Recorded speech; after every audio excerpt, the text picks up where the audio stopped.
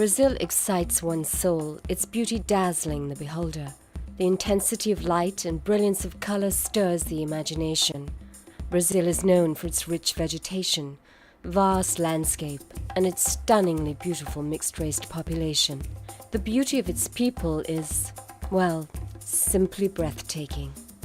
Brazil is a country of stunning beauty manifested by its amazing beaches in the state of Bahia, the sprawling waterfalls in Foz do Iguaçu, the Amazon, Christ the Redeemer with open arms atop Corcovado Mountain overlooking Rio de Janeiro, is perhaps Brazil's greatest landmark. It is a country of wonderful contradictions, the world's fifth largest nation in physical size, exceeded only by Russia, China, the United States, and Canada. It remains South America's only Portuguese-speaking nation, is the world's largest Catholic country, and is home to the world's sixth largest population. Brazil's news media includes highly professional newspapers, magazines, and the powerful television network Rede Globo de Televisão, home of South America's most aggressive journalists.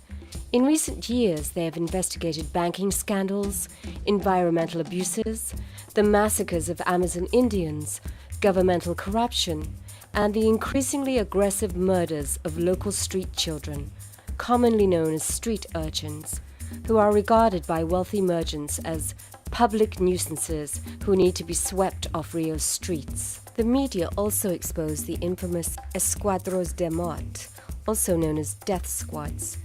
They are typically made up of off-duty or retired local police officers who routinely target children in the various favelas around the country, mostly Rio de Janeiro and Sao Paulo.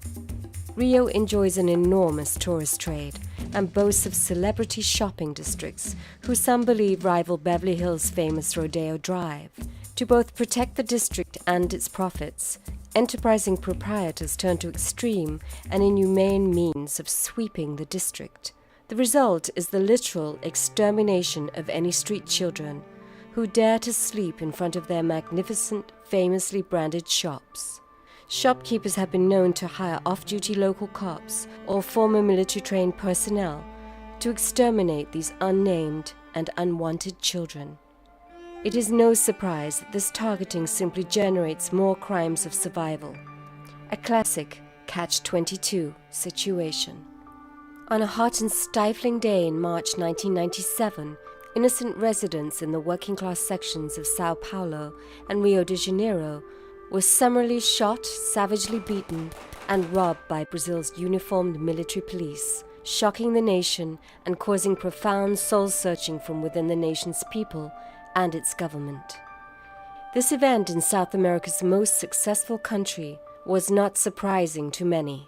In a nation of 170 million people, 35 million adults and 21 million children live below the poverty line and somehow survive on less than $1 per day.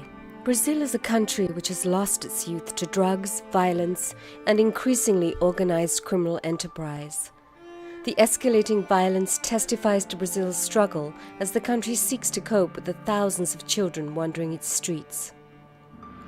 By far the largest and most populous country in South America, Brazil underwent more than half a century of military government until 1985, when the military regime peacefully conceded power to civilian rulers.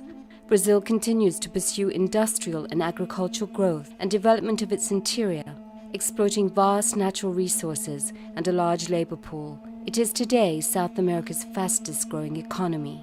Brazil is an economically powerful country and enjoys the 7th largest economy by nominal GDP and is the 8th largest by purchasing power worldwide, yet has the world's 2nd worst income distribution. A controlling 10% of the population receives almost 50% of its income, while the poorest 10% receive less than 1% of this rich nation's income. This has resulted over the past 100 years in the birth of the notorious favelas in Brazil's most affluent urban communities.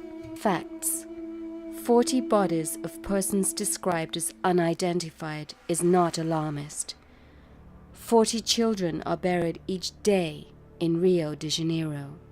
Although a lowball statistic, roughly 2 children are assassinated daily in Rio alone. These are victims of police and paramilitary hit squads. As one official admitted, every day street children are being murdered by the police. Every day I hear a different story, a true story, something which actually happened. We are killing more children than anyone can imagine. One year in one small city, 3,000 unidentified bodies were brought to the morgue. Most were between ages 12 and 16. One case study concluded that a child's chance of dying in Brazil is 8 to 9 times greater than in the Middle East. Life expectancy on the streets is 2 to 4 years. According to the government officials and aggressive media reporting, the extermination of street children continues unabated in the city of Rio de Janeiro and, frankly, throughout the land. The lesson learned from a few of Brazil's anti-administration politicians is that the arbitrary killings must be kept from public view. We have kids here at Hope who have death warrants on them. A father stole money from a drug lord. A mother didn't turn the money into her pimp. They don't just come in and kill the offender. They put out a death warrant on the entire family. We have kids whose pictures we cannot allow to appear on film, in any of our presentations, on any of our publications, on our website, because they're essentially being hidden out from people that would like to kill them. Much of the problem traces to the speed of the country's transition from rural to urban society, which quickly exhausted housing and public services such as water supply, sanitary facilities, healthcare, and education. Unable to cover even basic family needs, parents in shantytowns or favelas began sending their children into the streets to earn money. Others escaped abusive homes. We are told that 500,000 pre-adolescent girls are forced into prostitution every year. They may be pushed into that by a stepfather. It may happen as a result of a gang in the favela, or it may just be that the culture of the favela is such that the girl herself turns to that. And when you stop and you think about those kind of numbers, that is essentially one child every minute is becoming a prostitute. This is where the story of Philip Smith and Hope Unlimited begins. If we see a girl that's 12 years old, we assume that she's been pushed into prostitution. That's just the way the numbers are. We see them all the time. Virtually every child that we have here at Hope is a child that came out of some form of exploitation or abuse. One of the hidden problems that's not talked about a lot in Brazil is a problem of incest. We hear story after story, and usually it's a stepfather. One of the favelas where we work, there's about somewhere around 70–80% of the folks in there are single family homes. And there's a stepfather or a boyfriend that is in and out of the home, and over again, that person is abusing the little girls. We went to a home about a year ago, and we're talking to the mother. She'd asked to see us, and we were sat down and we talked to her. She had a daughter that was 13, and she said, every day my boyfriend is raping my little girl. Happens every single night. And we asked her what she was going to do about it. She says, I can't do anything about it. If I go to the authorities, he'll kill me and he'll kill the little girl too, and then he'll disappear. And so she asked us to go to the authorities and to talk to them and see what we could do. So our social workers reported her to the folks that were in charge, and their question to the social workers were, are you sure she's not 14? No, she's 13. Well, what's the issue with being 14? If she's 14, it's no longer a crime. It's considered, even when it's forcible, if they're in the same home, it's still considered consensual once the child turns 14. The social worker's answer was, well, we'll just wait 3 months and then it won't be our problem anymore. Philip came to Brazil because he wanted to carry on the work that his dad had begun actually in Ethiopia. And he had seen the way that impacted lives, and he had seen where so many of those kids had gone and how they'd gone on to do great things. And he wanted the same kind of thing to happen for the kids in Brazil. And he came here without any money to start the program, without the hope of an orphanage. And in less than 2 decades, we have 3 primary campuses. We have graduate homes. We have a program that works, and we have thousands of kids that have gone through this program. And so many of them, they look at Philip and they recognize that their lives are changed because of his commitment to them. I've never known anyone who could see a problem and see a solution and then discern that path. He understands where they are and where they need to be, but more importantly, he understands the path from one to the other. The Brazilian Youth Authority began sending children to the City of Youth. Its criteria stipulating youngsters who are on the streets, have no viable homes or guardians, and are in imminent peril. Boys 12 to 15 and girls 8 to 18 are accepted into the City of Youth. And because girls are favorite targets of prostitution rings, they are accepted at earlier ages than the boys. The thing that gives me the most joy and the most fulfillment in life is transformation. Seeing a child transform, seeing a person transform, seeing a person that had bad habits, that was unhappy, that was in a bad situation, to see them come to a place where they can feel fulfilled, where their self-esteem is raised up. And that's what gives me the most joy. Put in simpler terms is to see a smile on somebody's face. Whether, as my wife knows, it's cracking a joke to the toll booth operator and making him smile, or to investing my time and my energy and my resources to try to put the smile on the face of a child who's living in desperate poverty in a slum. Putting a smile on their face, but not that hollow smile, but putting a smile that you really know, and a light in their eyes that you really know comes from their hearts being raised up, and their hearts being buoyant. Because of the extreme challenges and disappointments involved in working with girls, very few programs exist for them. Most of the children who now live at the City of Youth had found the streets with hardship and death preferable to what they experience in their own homes. There's a system here that is absolutely broken, and we can't take care of all the kids, but there are some kids that we can really have an impact in their lives. Hope's vision for Brazil was launched in 1991, when gunmen largely hired by local business leaders were systematically killing thousands of vulnerable street children.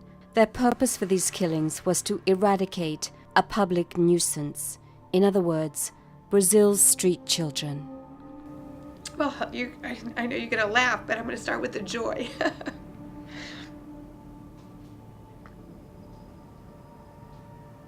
I think the best moment in my life at this point was seeing 2 of our kids graduate from college. That was incredible for us, to think that these kids that we were hoping that they'd get an 8th grade education, and to see them this year graduate from college, one of them straight A's, robotic engineering, and both firm in the church, loving the Lord. That was an amazing moment for us. And they're both doing, and there's a long line behind them. When Diana, our first graduate, graduated from the program and she went back, the girls said to her, "What's it like? Are you hungry? Are you eating?" I mean, they just had no vision for what the possibility would be. And I think that even though this first generation that is now graduating and making their mark, they had it the hardest, but now the other kids are going to have examples of what the possibilities for them are, and that's really exciting.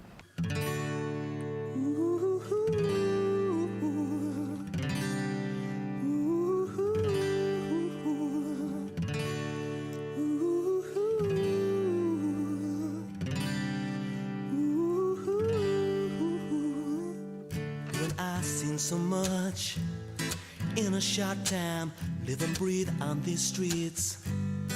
Like a lost child, watch the world pass us by as we play in the dirt, building castles in our minds, 'cause we got no place to go.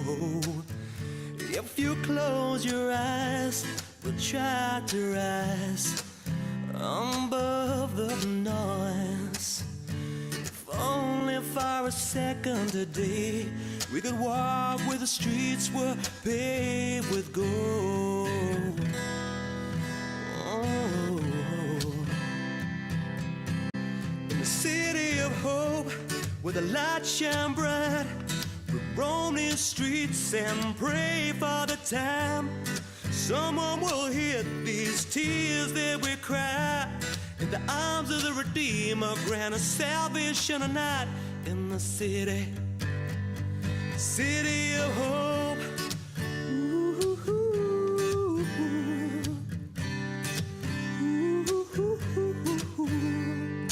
These barricades we call home tell no lies. Every day may be our last. Under barbed wire skies, live on faith, hope, and the dreams of change. Cries aloud where the bullets fly through the tin shack alleyways. Saw a picture on a wall of a brother standing tall, crying never surrender. And though my hope disappears, unlike these skies and these fears, I pray we'll make it out of here alive.